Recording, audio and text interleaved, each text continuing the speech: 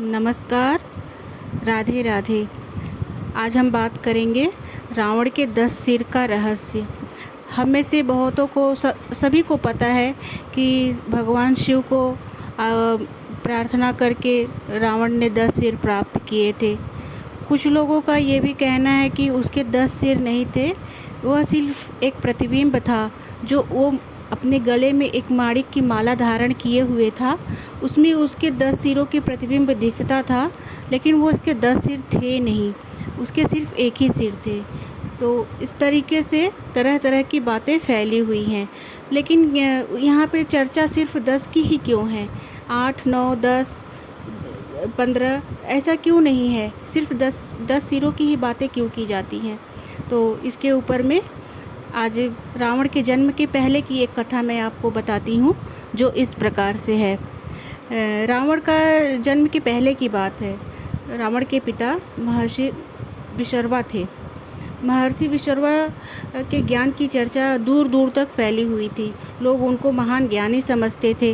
पास के एक गांव में किसी मलिन राक्षसी मछुआरे के घर में एक कन्या उत्पन्न हुई। कन्या के जन्म से उसके घर में बहुत खुशियां मनाई गई। बहुत दिनों बाद उत्पन्न होने की वजह से वह मछुआरा महर्षि के पास गया। महर्षि के घर जाके उनसे बहुत प्रार्थना की कि आप ज्ञानी हैं, विद्वान हैं, कृपया मेरे घर चलिए और मेरी कन्या का नामकरण कीजिए, उसका भविष्य बतलाइए, उसकी जन्म कुंडली बनाइए। बहुत आग्रह पर ऋषि बोले, ठीक है, तुम चलो, मैं आता हूँ। मछुआरा चला आया। विशर्वा थोड़ी देर के बाद जाने लगे। जब उस गांव के समीप पहुँचे तो देखते हैं एक स्त्री काले वस्त्र पहने हुए घूंघट करके पैर फैला के ज़ोर ज़ोर से रो रही थी। ऋषि ने उसके रोने का कारण पूछा तो स्त्री बोली, ऋषि, मैं भावी हूँ, जिसे संयोग कहते हैं, मैं संयोग हूँ। ऋषि बोले, ठीक है, लेकिन तुम रो क्यों रही हो? भावी बोली, मैं इसलिए रो रही हूँ कि तुम जिस कन्या को देखने जा रहे हो, जिसका भविष्य बताने जा रहे हो, उसी कन्या से तुम्हारा विवाह होगा। ऋषि बोले, ऐसा कदापि नहीं होगा, मैं ऐसा कभी नहीं होने दूंगा। लेकिन भाभी रोती रही। विशर्वा आगे बढ़ गए, लेकिन उन्हें चिंता हुई। ऋषि विशर्वा को चिंता हुई कि कहीं ऐसा हुआ तो मेरा तो धर्म भ्रष्ट हो जाएगा, मेरा कुल मलिन हो जाएगा। बहुत सोचते विचारते पहुंच गए मछुआरे के घर पे। उदास थके थके से बाहर ही एक चबूतरे पे बैठ गए। मछुआरा बोला, महर्षि को देख के मछुआरा बहुत प्रसन्न हुआ और महर्षि के पास आके बोला, महर्षि, मेरी बेटी का भविष्य बताइए, कैसा होगा? बार बार पूछने पर विशर्वा बोले, ये तुम्हारी पुत्री तुम्हारे लिए ठीक नहीं है, इसकी वजह से तुम्हारी मृत्यु हो जाएगी। मछुआरा घबराया और बोला, आपने समस्या तो बता दिया ऋषि, अब आप ही इसका उपाय बताइए। सकुचाते हुए ऋषि बोले, इसके प्राण हर लो, एक चाकू लो और गोद गोद के अपनी पुत्री को समाप्त कर दो। एक संदूक में डाल इसे नदी में प्रवाहित कर दो। मछुआरा बुद्धि का हीन, उसको मन तो नहीं था, लेकिन जैसे जैसे ऋषि ने बताया वैसे वैसे ही उसने वही किया। निश्चिंत होकर अपने घर चला गया।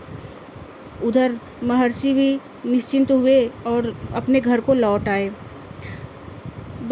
कुछ समय के बाद जो संदूक में उसने कन्या को डाल रखा था, वो बहते बहते बहुत दूर पहुंच गया। वहाँ एक ऋषि स्नान कर रहे थे। संदूक को देखकर पकड़ लिए, खोल के देखा तो चौंक गए। कुटिया में ले गए और बहुत से उपचार जड़ी बूटियों से करके उसको ठीक किया। ऋषि धीरे धीरे कन्या ठीक होने लगी।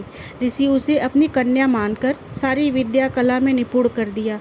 धीरे धीरे कन्या बड़ी हुई। अब ऋषि को कन्या के विवाह की चिंता हुई। नारद मुनि का आवाहन किया। नारद मुनि प्रकट हुए। ऋषि अपनी चिंता नारद मुनि को बताए। नारद मुनि ने ऋषि विशर्वा का नाम सुझाया। ऋषि अपनी पुत्री केकसी का विवाह विशर्वा से करने के लिए तैयार हो गए। विशर्वा के पास संदेशा भेजा गया। विशर्वा खुशी खुशी उस कन्या से विवाह कर लिए, बिना देखे, बिना सोचे, बिना समझे, सिर्फ इसलिए कि वो एक महान ऋषि की पुत्री है और इसलिए उन्होंने विवाह कर लिया। फिर क्या, फिर वो कन्या को लेके लौट आए। वो रास्ते में आ ही रहे थे तो फिर से उन्हें भाभी मिली। भाभी जो संयोग के रूप में बैठी हुई थी, वो फिर ज़ोर ज़ोर से हंसने लगी। ऋषि विशर्वा उसके पास गए और एक कुटिल मुस्कान लेते हुए उन्होंने कहा कि अब क्यों हंस रही है? तू तो झूठी है, तेरा कहा असत्य साबित हुआ। देख, मैं एक ऋषि पुत्री से विवाह कर लौट आ रहा हूँ। भाभी जोर से हंसी, बोली, मेरा कहा कभी असत्य नहीं होता। यह वही कन्या है जिसे तूने चाकुओं से गोद गोद के मरवा डाला था। लेकिन यह कन्या जीवित रही और वह बहकर ऋषि के पास पहुँच गई थी। बिसरवा घबराए और दौड़ के गए। डोली में देखा तो वो वही कन्या थी। उसके शरीर पे वस्त्र हटाया तो शरीर में सब चाकू के गोदे का निशान पाया। ऋषि का सिर चकराया, बहुत दुखी हुए। आकर केकसी को घर में बंद करके वन में चले गए तपस्या करने। 9-10 साल लगातार उन्होंने तप किया। तो वो तप कर ही रहे थे, तब एक बार की बात है, उस ऋषि के आसपास में एक राजा और रानी वन में विहार करने गए। राजा रानी बड़े तेजस्वी, ज्ञानी, विद्वान, हर प्रकार से सगुण वाले राजा और रानी थे। विहार करते करते राजा को प्यास लगी। आसपास कुछ नहीं दिखा तो उन्होंने ऋषि के कमंडल पर उनका ध्यान गया। ऋषि विसर्वा के कमंडल के पास रानी को भेजा कि रानी, मुझे बहुत प्यास लगी है, मुझे पानी पिला दो। उस कमंडल में देखो जल है। रानी दौड़ी दौड़ी कमंडल के पास गई, लेकिन विसर्वा के पास पहुंचते ही उसने सारी कहानी समझ ली। उसको ज्ञान हो गया कि इन्होंने अपनी पत्नी को छोड़ के यहाँ पे वन में आए हैं तप करने। फिर क्या था, वह राजा के पास आके बोली, राजा, आप भले ही प्यास के मारे प्राण त्याग दे, लेकिन मैं इस अज्ञानी, इस दुराचारी मनुष्य के कमंडल से जल आपको नहीं दूंगी, क्योंकि इसने तो अपनी पत्नी को ब्याह करके ले आने के बाद 10 साल तक एक कमरे में बंद करके रखा हुआ है। फिर क्या था,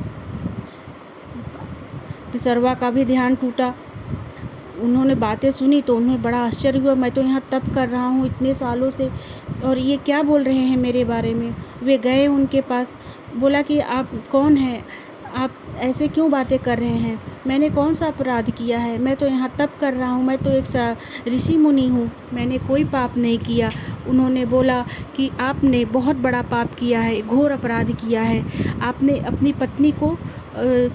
पत्नी को छोड़ आए हैं, जिसे एक कमरे में बंद करके रखा है, जिसे आपको आज तक ये तक नहीं पता कि वह जिंदा है या नहीं है, और आप अपने आप को तपस्वी कहते हैं। आप किस प्रकार के तपस्वी हैं? धिक्कार है ऐसे तपस्वी पे।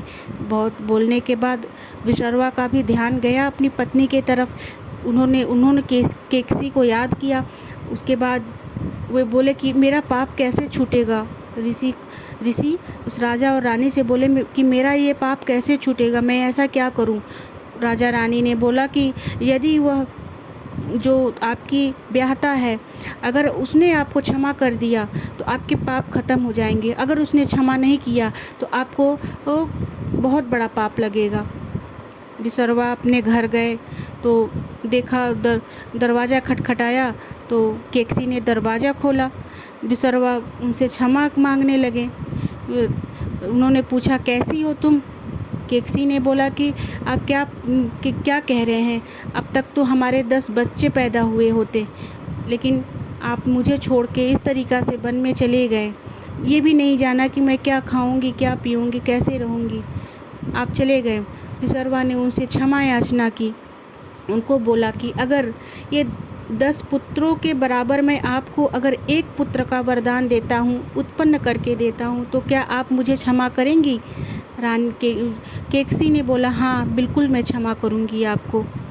विसर्वा और केकसी के एक पुत्र पैदा हुआ जो आगे चल के रावण के नाम से जाना जाता है।